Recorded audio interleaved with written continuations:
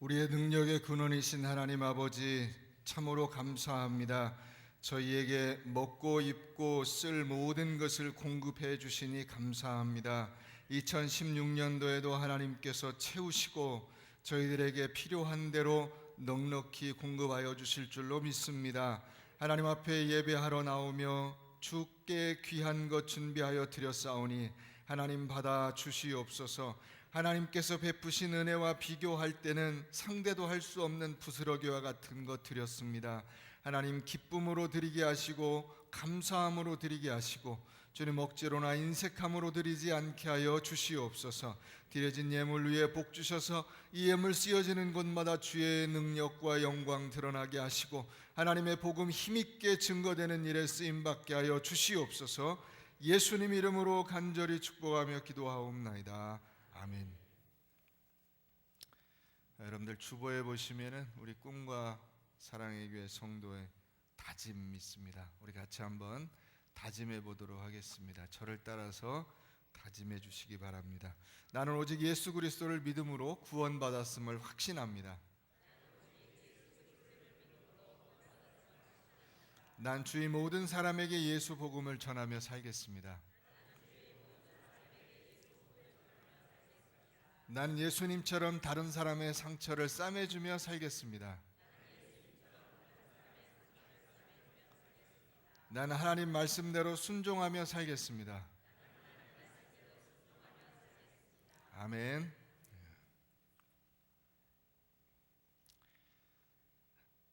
20세기 최고의 사상가 가운데 한 사람으로 발터 베냐민 혹은 영어식 이름으로는 월터 벤자민이라고 하는 사람이 있습니다. 이 사람은 유태인입니다.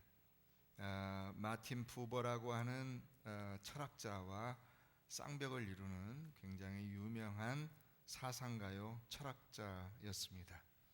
이 사람은 그 문화 시온주의라 그래서 유대 정신과 또 유럽 문화를 접목해서 그 속에서 유대 사상을 전파하는 그런 것이 그 사람의 목표였습니다. 그런데 이 나치 정권이 들어서서 유대인들을 학살하기 시작했고 그 월터 벤자민도 체포 및 살해 위협을 받게 됐습니다. 그래서 미국으로 탈출하려다가 결국 탈출을 못하고 스페인 국경에서 나치에게 잡히기 전에 자살을 했습니다. 이 월터 벤자민이라고 하는 사람의 사상은 뭐냐면 창세기에서 사상은 정신적 가치가 언어에 있다 이랬는데 창세기에서 이 인간의 타락이 어디서부터 왔느냐, 언어의 타락으로부터 시작이 됐다 이렇게 주장을 했습니다. 아담의 언어는 이미 타락해서 인간의 기만과 거짓됨이 그 언어 속에 이미 담겨 있다 이렇게 말했어요. 따라서 아담 이후에 우리 모든 인간의 언어는 죄성에 물든 언어이며 창세기 3장은 그것을 우리에게 증명해 주고 있다 이런 주장을 폈습니다. 우리가 하는 말로 말이 벌써 달라졌더라 그러잖아요. 그 아담의 말을 가만히 보니까 벌써 하나님의 말씀으로부터 달라져서 신앙이 변질된 것을 알 수 있었다 하는 것이죠. 하나님께서 인간을 창조하시고 복을 주셨습니다. 그래서 인간에게 만물을 다스릴 권세를 주셨어요. 이 특권은 동물들에게나 혹은 다른 만물들에게는 주시지 않은 인간에게만 주신 고유의 특권입니다.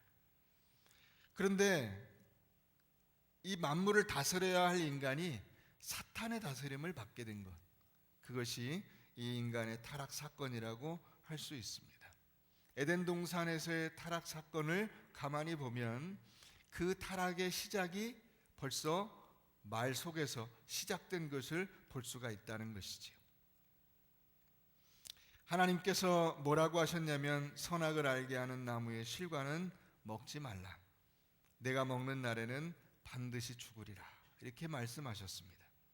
그런데 사탄의 유혹에 빠진 인간의 대답은 당돌합니다. 과연 하나님이 그것을 먹지 말라고 했느냐 그랬더니 먹지 말라, 반드시 죽으리라는 이 말씀에 자기 말을 첨부하기 시작하죠. 만지지도 말라가 들어갔습니다. 만지지도 말라. 그래서 자신을 드러내고 과장하는 언어가 벌써 스며들고 있습니다. 따먹는 날에는 반드시 죽으리라 한 것도 죽지 않도록이라는 말로 바뀌었습니다. 내가 그것을 먹으면 죽을지 안 죽을지 걱정이 된다는 말로 바뀌었어요. 반드시 죽으리라가 죽을 수 있는 가능성이 상당히 크다는 말로 변질된 것입니다. 하나님의 율법을 자신의 율법으로 만들어 놓았으며 확대 해석하고 있습니다. 이것이 인간 타락의 최초의 모습입니다. 이 최초의 인간 타락은 언어 타락이고 그 언어 타락은 죄가 들어오는 통로가 되었다는 것입니다. 이것은 물론 사탄이 의도한 바이죠. 인간에게 죽음이 들어온 순간입니다. 사탄의 최고의 무기인 죽음이 들어오고 죄 짓고 죽는 것은 우리의 일상이 되어버렸습니다. 이것이 누구에게서 비롯된 것이냐? 바로 사탄의 유혹과 함정에 빠진 인간의 시작입니다.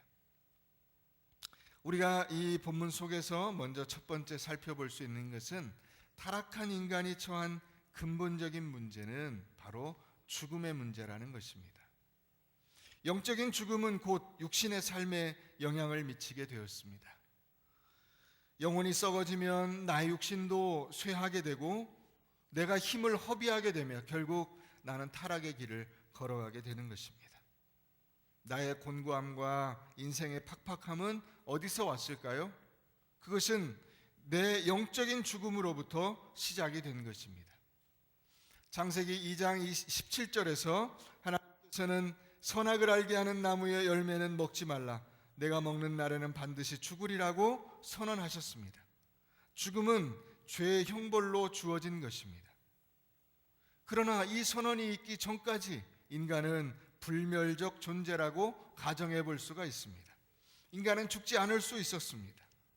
그런데 타락 이후에 그 불멸성을 잃어버렸고 그 불멸성을 잃어버린 근본적인 원인은 죄를 지음으로써 죽음이 들어오게 되었다는 것입니다. 이전에는 어떤 특정한 상황에 가정으로서 죽음이 주어졌습니다. 그러나 이제는 우리 모두는 피할 수 없이 죽음을 당하게 된 것입니다. 생명이 하나님과의 교제 안에 있는 것이라면 죽음은 하나님으로부터의 분리를 의미하는 것입니다. 이제 인간은 하나님과 단절되었습니다. 그래서 23절에 보면 여호와 하나님이 에덴 동산에서 그를 내보내셨다고 기록되어 있으며 24절에는 이같이 하나님이 그 사람을 쫓아내셨다라고 설명하고 있습니다. 인간이 에덴 동산에서 쫓겨난 것은 결국 생명에서 죽음으로 쫓겨난 것입니다. 죽음의 근본 원인은 죄로 인해서 하나님으로부터 단절되었기 때문이며 인간의 문제는 죄와 죽음의 문제라고 결론을 내릴 수 있습니다. 사랑하는 여러분, 왜 우리의 삶이 공허할까요? 우리는 나름대로 열심히 노력해서 무언가를 이룬 것처럼 느껴질 때도 많이 있습니다. 그럼에도 불구하고 우리의 마음속에는 항시 채워지지 않는 공허함이 있습니다. 그 이유는 무엇 때문일까요? 그것은 죽음을 눈앞에 두고 있기 때문입니다. 여러분, 죽음을 마주하고 있는데 무엇이 즐겁겠습니까? 내가 이제 죽을 것이라고 하는 사망 선고를 받았는데 무엇이 기쁘겠습니까? 새로운 한 해가 시작된 지 이제 보름이 넘었습니다. 여러분, 우리의 가슴 속에는 이미 새해의 감격이 없어져 버렸습니다. 아니, 새해가 시작될 때부터 우리는 그저 무덤덤하게 새해를 맞이했습니다.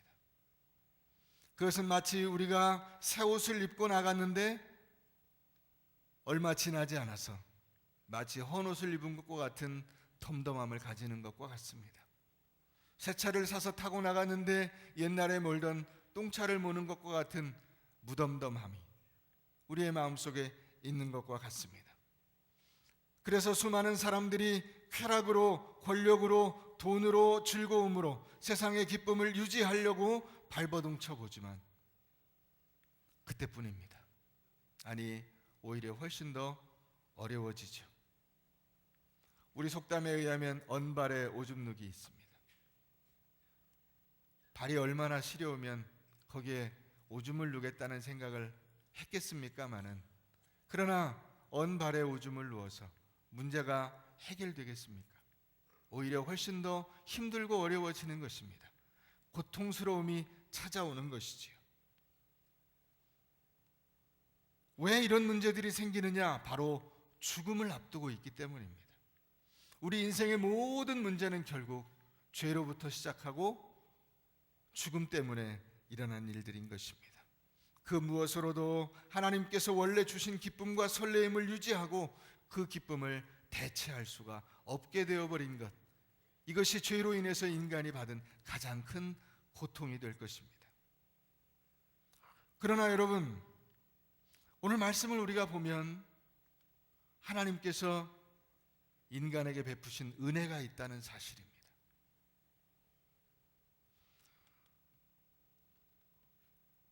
아담과 하와가 에덴 동산에 있었습니다. 에덴 동산에서 모든 것을 다 할 수 있었습니다. 그 에덴 동산에서 하와가 맨 처음 한 것은 하나님께서 금하신 이 선악을 알게 하는 나무의 실과를, 열매를 따먹은 것입니다. 그리고 아담에게도 그것을 주었습니다. 하나님께서 아담을 찾아오셨죠. 아담아, 내가 어디 있느냐? 결국 아담은 하나님 앞에 설 수밖에 없었습니다. 내가 어찌하여 이렇게 하였느냐? 하나님이 질문하십니다. 그 엄중한 질문 앞에 아담의 대답은 굉장히 부끄러운 대답입니다. 하나님께서 제게 만들어주신 그 여자가 제게 먹으라고 해서 제가 먹었습니다. 결국 하나님께 핑계를 댄 것이고 여자에게 핑계를 댄 것입니다. 하나님께서 하와에게도 물어보시죠. 너는 왜 이렇게 하였느냐? 그랬더니 뱀이 저를 꼬여서 제가 그 유혹에 넘어가 그걸 먹었습니다. 이렇게 대답을 하였습니다. 그때 하나님께서 사탄을 저주하시고, 뱀으로 표현된 이 사탄을 저주하시고, 그 사탄에게 하신 말씀 가운데 한 구절이 바로 우리가 읽은 3장 15절 말씀입니다. 내가 너로 여자와 원수가 되게 하고 내 후손도 여자의 후손과 원수가 되게 하리니 여자의 후손은 내 머리를 상하게 할 것이요 너는 그의 발꿈치를 상하게 할 것이니라. 인간이 범죄로 인해서 죽음으로 쫓겨나는 벌을 받게 되었음에도 불구하고 인간에게 하나님께서 완전히 멸하지 아니하시고 은혜의 장치를 두셨다는 것입니다. 살 길이 있음을 알게 하셨다는 것입니다. 숨을 쉴 수 있는 틈을 열어주셨다는 것입니다. 그것은 바로 예수 그리스도를 우리에게 약속해 주신 것입니다. 에덴 동산이 무너지고 마귀와 사탄이 들어왔습니다. 에덴 동산은 하나님께서 지으신 가장 아름다운 동산이었습니다. 그런데 이 에덴 동산이 마귀의 세상이 되어버렸습니다. 자기 마음대로 에덴의 왕이 되어서 인간을 자기 종으로 만들고 저주 아래 사망으로 이끌어갔습니다. 그런데 하나님께서 이 땅에 여인의 후손, 처녀의 몸에서 태어날 아들, 하나님의 아들을 보내실 것을 말씀해 주셨습니다. 우리 모두는 아담의 후손입니다. 남자의 후손이죠. 그런데 예수 그리스도는 여인의 후손입니다. 독생자 동정녀 마리아가 낳은 후손입니다. 동정녀 마리아의 아들로 태어나셔서 뱀으로 상징하는 사탄과 싸우는 것입니다. 드디어 이 땅을 전부 다 통치하던 이 뱀과 여인의 후손은 싸움이 붙었습니다. 인류 역사의 가장 큰 싸움, 어느 전쟁보다 가장 큰 전쟁은 바로 오늘 창세기 3장 15절에 나오는 이 사탄과 예수 그리스도의 전쟁입니다. 뱀은 예수님의 발 뒤꿈치를 물었습니다. 그것은 십자가에 예수 그리스도를 매다는 것이었습니다. 예수님을 죽였습니다. 뱀은 예수님을 물었습니다. 십자가에 매어 달리고 결국 예수 그리스도는 죽임을 당한 것처럼 보였습니다. 그러나 여러분, 이 발 뒤꿈치, 아케부라고 하는 단어는 뭐냐면 끝부분입니다. 끝부분, 몸의 끝, 별로 중요하지 않은 부분입니다. 여러분, 손이 있습니다. 만약에 손목이 잘렸다면 큰 부상을 당한 것이죠. 근데 손끝을 베었다면 큰 부상이 아닙니다. 물론 베이지 않은 것보다는 못하지만, 그러나 손끝을 다쳤다고 해서 손을 못 쓰지는 않습니다. 발 뒤꿈치를 물었다는 것은 그런 의미입니다. 발 뒤꿈치를 상했기 때문에 큰 상처를 입고 치명상을 당한 것이 아니고 예수님이 조그만 상처를 입은 것이지. 그러나 머리를 상했다는 것은 치명상을 입은 것입니다. 머리에 큰 손상을 입은 것은 회복될 수 없는 손상을 입은 것입니다. 사탄은 회복될 수 없는 손상을 입었습니다. 죽음으로 예수를 공격하였으나 예수는 죽음을 이기시고 부활하셨습니다. 우리는 그 은혜와 능력을 덧입게 된 것입니다. 예수님께서 죽임을 당하신 것처럼 보였으나 예수님에게는 발 뒤꿈치 부상만큼 사소한 상처를 입은 것입니다. 뱀이 예수 그리스도를 멸망시키려 하였지만 예수는 오히려 뱀의 머리, 즉 죽음의 권세를 박살내어서 뱀을 멸하고 온 인류를 건져내신 것입니다. 그래서 우리 기독교 신앙은 예수 그리스도로 말미암아 마귀로부터 해방되었음을 선포합니다. 마귀는 온 인류가 달려들어도 이길 수 없었습니다. 그러나 하나님의 아들 예수 그리스도께서 죽으심으로 말미암아 마귀의 권력도, 마귀의 힘도, 마귀의 능력도 완전히 파멸시킨 것입니다. 마귀의 지배 아래에 있는 인간에게, 죽음의 공포 앞에 벌벌 떨고 있는 인간에게 하나님께서 베푸신 은혜가 무엇입니까? 그것은 바로 예수 그리스도를 우리에게 약속해 주시고 그분을 보내시고 우리로 하여금 그 예수 그리스도를 의지해서 생명을 얻을 수 있게 하신 것입니다. 죽을 수밖에 없는 인간을 하나님께서 십자가로 마귀를 멸하시고 우리를 건져주신 것입니다. 사랑하는 여러분, 우리에게 예수님은 가장 큰 소망이요 가장 큰 희망입니다. 아담이 에덴 동산에 있었다는 것은 세상의 모든 것을 다 가졌다는 것을 의미합니다. 에덴 동산을 일컬어서 낙원이라고 합니다. 낙원에는 모든 것이 다 있습니다. 모든 필요한 것을 그곳에 허락해 주셨습니다. 최고의 상태, 부족함이 없었습니다. 그런데 아담은 그곳에서 쫓겨났습니다. 모든 것을 잃었습니다. 하나님께서 그 아담에게 저주를 선포하십니다. 아담아, 넌 이제 땅도 저주받았는데 그 저주받은 땅을 경작해야만 먹고 살 수가 있다. 너는 평생 땀을 흘리며 일해야 먹고 살 수가 있다. 그런데 내가 열심히 일을 해도 땅은 계속 가시덤불과 엉겅퀴를 내어서 내 땀의 결실이 충분치 않게 될 것이다. 아담아, 너는 결국 죽어서 흙으로 돌아가게 될 것이다. 하와야, 너는 임신하고 해산하는 수고를 겪게 될 것이다. 내가 남편을 유혹해서 이런 불순종의 죄를 짓게 하였으니 이제부터는 남편이 너를 다스리게 될 것이다. 이런 말씀을 들을 때 아담과 하와는 우리가 큰 저주를 받았구나 낙심하였을 것입니다. 우리가 이 말씀을 읽으면 그래서 우리에게 이와 같은 저주가 있고 우리의 저주는 헤어나올 수 없는 고통과 아픔이구나 낙심할 수 있습니다. 그러나 여러분, 그 속에 하나님의 은혜가 있는 것입니다. 하나님께서 저주하셔서 우리가 죽어야 하는가? 아닙니다. 우리에게 있는 유일하고 그리고 가장 결정적인 힘이 있습니다. 그것은 바로 예수님께서 우리에게 오셨다는 사실입니다.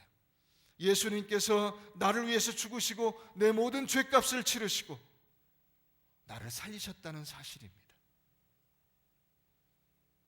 하나님은 첫 번째 아담이 범죄하여 파괴한 에덴 동산을 두 번째 아담을 통해서 회복시켜 주셨습니다. 하나님이시며 창조자이신 그 아들을 사람의 몸을 입혀서 이 땅에 보내주셨습니다. 그 아들을 이 땅 위에 사람이 되게 하시고 사람의 죽음과 저주의 문제를 해결하시는 것이 하나님께서 우리에게 베푸신 최고의 은혜요, 최고의 희망입니다. 고린도전서 15장 21절 22절 말씀을 보면 사망이 사람으로 말미암았으니 죽은 자의 부활도 사람으로 말미암는도다. 아담 안에서 모든 사람이 죽은 것과 같이 그리스도 안에서 모든 사람이 삶을 얻으리라고 했습니다. 첫 번째 아담은 죽음을 가져왔습니다. 그러나 두 번째 아담은 생명을 주었습니다. 그래서 첫 번째 아담의 자손으로는 죽을 수밖에 없지만 두 번째 아담인 우리 주 예수 그리스도로 말미암아 우리는 생명을 얻게 된 것입니다. 두 번째 아담으로 말미암아 우리는 잃어버렸던 에덴 동산을 회복하고 예수 그리스도와 함께 그곳에서 기쁨으로 찬양하며 하나님께 영광 돌리는 삶을 살게 될 것입니다. 그러나 우리 인생은 어렵고 힘든 것이 사실입니다. 톨스토이가 우리 인생의 문제를, 세상을 이렇게 표현해 놓았습니다. 어떤 사람이 호랑이에게 쫓기게 되었습니다. 죽을 둥 살둥 도망치다가 실족해서 낭떠러지에 떨어지면서 구사일생으로 나뭇가지를 붙잡고 추락을 면했습니다. 위에는 호랑이가 아직도 으르렁거리고 있으며 아래 발밑을 보니 거기 강물이 흐르고 있는데 뱀들과 악어들이 우글거리는 곳입니다. 위로 올라갈 수도 없고 아래로 내려갈 수도 없습니다. 근데 절벽에 벌들이 집을 지었습니다. 벌집에서 꿀이 떨어집니다. 손으로 그 꿀을 찍어 먹어보니 너무나 맛있습니다. 위에 호랑이가 있다는 사실도 있고 아래 악어가 있다는 사실도 잊은 채로 꿀을 찍어 먹고 있습니다. 팔의 힘은 점점 더 빠지고 있습니다. 그런데 절벽 옆에서 흰지와 검은지가 나타나서 그 나무를 갉아먹습니다. 흰지는 낮을 상징하고 검은지는 밤을 상징합니다. 내가 잠깐 이렇게 꿀을 찍어 먹고는 있지만 저 꿀이 떨어질 날도 얼마 남지 않았으며 이 나무가 끊어질 날도 얼마 남지 않았습니다. 그래서 인류의 모든 과학자, 모든 지식인, 모든 정치인, 모든 교육자, 모든 기업인들이 여기에서 벗어나게 하려고 노력하고 발버둥치지만 다 허사입니다. 길은 없습니다. 기껏 사람의 수명이 좀 늘어난 것 외에는 기여한 것이 무엇입니까? 아니, 여러분들이 100살을 산들 200살을 산들 그것이 무슨 의미가 있겠습니까? 사람들이 그럽니다. 우리는 살아있는 한 소망은 있다. 저는 그렇게 생각지 않습니다. 소망이 있을 때에만 살아갈 수 있습니다. 소망이 끊어진 수많은 사람들이 자살합니다. 소망이 끊어진 수많은 사람들이 세상의 쾌락을 탐닉합니다. 소망을 잃으면 세상은 단순한 생존 이외에 의미 있는 삶이 없습니다. 소망이 없는 인생은 살아있다는 이름만 있을 뿐이지 실상은 아무 의미가 없는 생존에 불과하게 되는 것입니다. 소망이 없으면 흥미도 없습니다. 소망이 없으면 만족도 없습니다. 소망이 없으면 인생에 생기와 활력이 없습니다. 소망이 없으면 괴롭습니다. 소망이 없으면 고통스럽습니다. 산다는 것은 단순한 고통에 불과하게 되는 것입니다.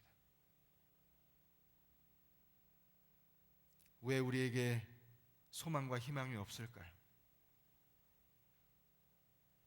우리는 그 소망과 희망을 경제적인 조건과 사회적인 환경과 정치적인 진행 과정에서 찾기 때문입니다. 육신적인 것, 세상적인 것에서 소망과 희망을 찾습니다. 그러니까 소망이 없어지지요. 소망이 있는 사람은 소수에 불과하고 그 소수조차도 결국 또 다른 사람들에 의해서 소망이 없게 되고 희망이 없게 됩니다. IMF의 전망에 의하면 2016년도 세계는 경제적으로 더 좋아지지 않을 것이라고 합니다. 세계 경제 성장률을 3.6%로 예측하였습니다. 이것은 작년보다 수치가 떨어진 것입니다. 한국은행이 우리나라 경제 성장률을 굉장히 넉넉하게 잡아서 2%를 잡았습니다.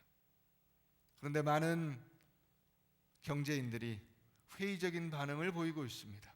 우리나라는 2% 성장도 하기 어려울 것이다. 그럼 우리에게 소망과 희망이 없느냐?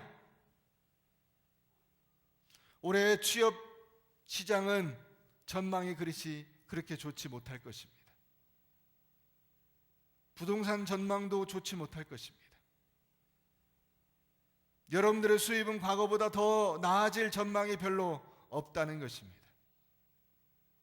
얼굴에 주름살은 늙어가고 있으며 몸은 여기저기 고장이 나고 있습니다. 과연 우리의 희망은 무엇일까요? 2016년도 새해가 되었지만 과연 우리는 무엇을 바라보며 살아야 할까요?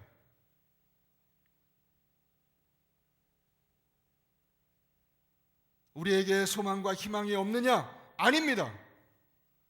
우리를 지으시고 섭리하시고 우리 마음을 알고 계시며 우리의 삶을 책임져 주시는 창조주 하나님께서는 우리 인생이 소망이 없이 암울한 인생을 살도록 하지 않으셨습니다. 하나님은 소망의 하나님이신 줄 믿으시길 바랍니다. 하나님은 희망의 하나님이십니다. 우리가 희망과 소망을 세상에서 찾으면 소망이 없고 희망이 없고 낙심하고 절망할 수밖에 없으나, 그러나 하나님을 바라볼 때 우리는 희망을 가질 수 있습니다. 예레미야가 3장 22절부터 25절 말씀을 함께 보겠습니다. 여호와의 인자와 긍휼이 무궁하심으로 우리가 진멸되지 아니함이니이다. 이것들이 아침마다 새로우니 주의 성실이 크시도소이다. 내 심령에 이르기를 여호와는 나의 기업이시니 그러므로 내가 그를 바라리라 하도다. 기다리는 자들에게나 구하는 영혼들에게 여호와는 선하시도다. 하나님은 나의 소망이십니다. 하나님은 나의 희망이십니다. 하나님이 계심으로 우리의 미래가 있습니다. 우리는 절망할 수밖에 없지만 나를 바라보고 자식을 바라보고 가정을 바라보고 내가 하는 일들을 바라보아도 답답하여 낙심할 수밖에 없지만 하나님을 바라볼 때 힘이 있습니다. 그분의 인자와 긍휼을 기억하십시오. 그분의 인자와 긍휼로 우리가 진멸되지 않았습니다. 매일 아침 이것을 되새기며 하나님의 은혜를 찬양하십시오. 하나님 아버지는 소망의 하나님이시기 때문입니다. 그분의 독생자 성육신 하시고 십자가에 죽으셨으며 부활하시고 다스리시고 다시 오실 나사렛 예수 그리스도는 소망의 사자요 소망의 수단이며 소망의 중보자이십니다. 사랑하는 여러분, 그러므로 헛된 소망을 버리십시오. 세상에서 소망을 찾으시려고 하는 헛된 희망을 끊어버리십시오. 여러분들의 희망은 세상이 아닙니다. 여러분들의 희망은 돈이 아닙니다. 여러분들의 희망은 자식이 아닙니다. 여러분들의 희망은 여러분들 자신이 아닙니다. 여러분들의 희망은 예수 그리스도입니다. 매일 나의 소망을 붙드시기를 바랍니다. 내게는 오직 예수밖에 없다고 외치시기를 바랍니다. 예수를 붙잡고 예수님께 기도하고 예수님 외에는 아무 소망도 없음을 선언하시기를 바랍니다. 인류 최초로 기록된 복음 창세기 3장 15절은 에덴 동산을 잃어버린 인간에게 주신 소망의 말씀이었습니다. 계시록 22장 20절 내가 진실로 속히 오리라는 약속은 말세를 사는 우리들에게 동일하게 주신 소망의 말씀입니다. 소망과 희망은 진실로 우리 신앙의 중심이며 하나님이 주신 최고의 선물인 줄로 믿으시기를 바랍니다. 2016년 전망은 그리 밝지 못합니다. 2016년 여러분들의 경제적인 상황은 어려울 수도 있습니다. 그러나 우리는 낙심치 않습니다. 그러나 우리에게는 소망이 있습니다. 나를 끝까지 책임져 주시고 내 인생을 붙들어 주시며 인도해 주시고 우리를 죄와 죽음으로부터 살아날 수 있도록 우리에게 영생을 허락하여 주신 예수 그리스도께서 계십니다. 날 위해 이 땅에 오신 예수 그리스도를 바라보시기를 바랍니다. 그리고 그 소망을 여러분들 주위에 있는 모든 사람들에게 전달하십시오. 모두 자리에서 일어나서 우리 함께 하나님 앞에 찬양하겠습니다. 거룩하신 하나님, 주께 감사드리세. 날 위해 이 땅에 오신 독생자 예수, 나의 마음과 뜻 다해 주를 사랑합니다. 찬양하겠습니다.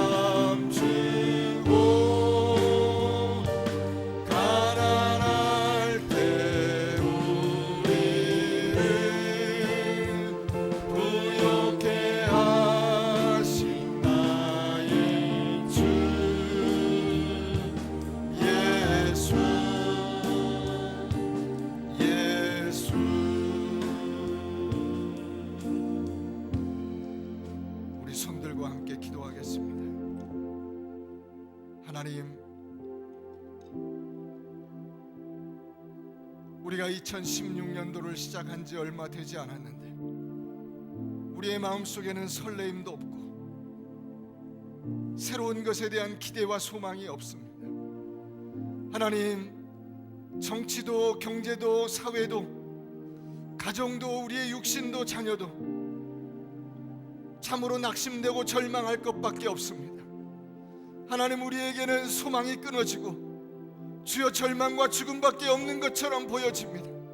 그러나 하나님께서 저주를 선포하신 그 속에도 희망을 두시고 예수 그리스도를 주시고 우리에게 약속해 주셨습니다. 오직 예수 그리스도만이 우리의 희망이며 우리의 소망이며 나의 힘이며 능력이며 방패며 산성이며 우리의 생명입니다. 하나님, 우리가 이것을 잊지 않게 하여 주시옵소서. 우리의 삶의 헛된 것으로 소망을 삼지 않게 하시고 온전히 예수 그리스도만 바라보게 하여 주옵소서. 소망이 끊어졌다 할 때 우리가 예수를 생각하게 하시고 예수를 바라보게 하여 주시옵소서. 그 예수로 우리의 소망을 삼고 담대히 나아가는 믿음의 사람들이 되게 하여 주시옵소서. 하나님, 우리에게 새로운 소망을 주시니 감사합니다. 예수를 허락하여 주시니 감사합니다. 예수를 통하여 참으로 세상에 나가서 어떠한 낙심과 절망 앞에서도 꿇어 엎드리지 아니하고 희망을 선포하며 예수를 증거하며 산 소망이 되신 예수 그리스도를 모든 사람들에게 전파할 수 있는 믿음의 사자들이 다 되게 하여 주시옵소서. 2016년도가 우리에게 참된 소망이 되게 하시고 주님, 은혜로운 한 해가 되게 하여 주시옵소서. 우리의 일생에 가장 소망스러운 한 해가 되게 하여 주시고 가장 기쁘고 아름다운 결실을 거두는 한 해가 될 줄로 믿습니다. 예수님 이름으로 간절히 기도하옵나이다. 아멘. 우리의 산 소망이 되신 예수 그리스도의 은혜와 예수를 보내심으로 참된 소망이 있음을 알게 하신 하나님 아버지의 놀라우신 사랑과 우리로 하여금 날마다 절망하지 아니하고 오직 예수를 바라보며 일어설 수 있도록 격려하시고 이끌어주시는 하나님 아버지의 성령님의 감화 감동 교통하심이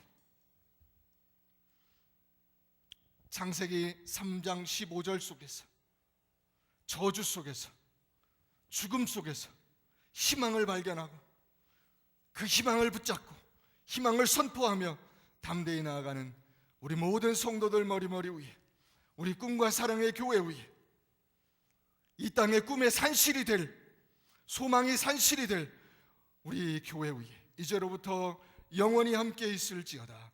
아멘.